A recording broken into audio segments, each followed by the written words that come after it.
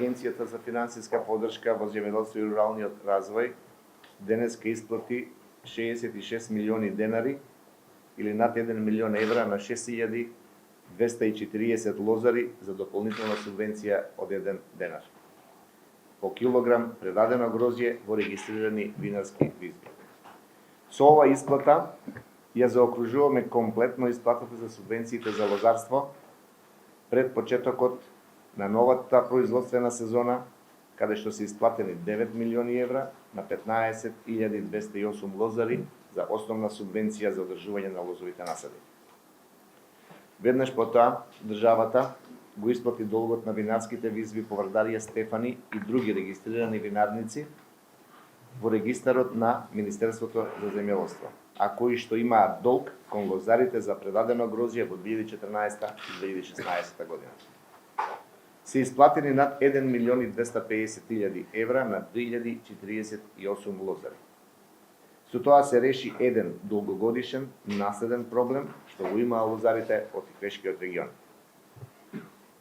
Овие исплати за секторот лозарство се пари кои што директно ги враќаме кај лозарите за да ги вложат во новото производство, за да произведат квалитетно грозје за производство на нашето познато македонско вино. Ова е вистински пример на грижа на државата за граѓаните и враќање на парите кај граѓаните. Во овој период, кога е актуелен откуп на грозјето, внимателно ја следиме состојбата и сме во постојана комуникација со лозарите и винарниците.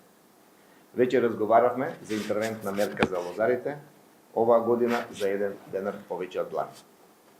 Според податоците од Државниот инспекторат за земјоделство, до денес се откупени над 11 милиони килограми грозје, каде што просечната откупна цена на вранецот се движи од 12,58 денари, а додека за Смедеревката 11 денари. Со ова покажуваме дека Министерството и владата се силно фокусирани за развој на ова извозно ориентирана гранка.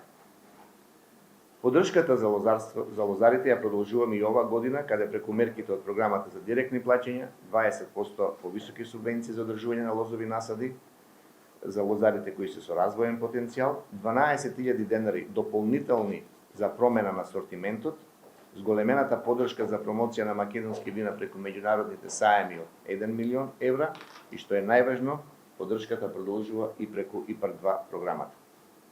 Дополнително, знаете, воведена мерката за зелена нафта, каде што лозарите ги добија зелените картици, со кои што 30% од трошоците за горивото се покриваат од страна на државата. Во завршна фаза се измените и за законот за вино, со кој што се олеснуваат услови за производство во малите семени винарии, кои ќе се воведат нови вински производи, што ќе придонесат и за поголеми приходи за винарските визби на лозарите и поголем извоз и девизни приливи во државата. Благодарам.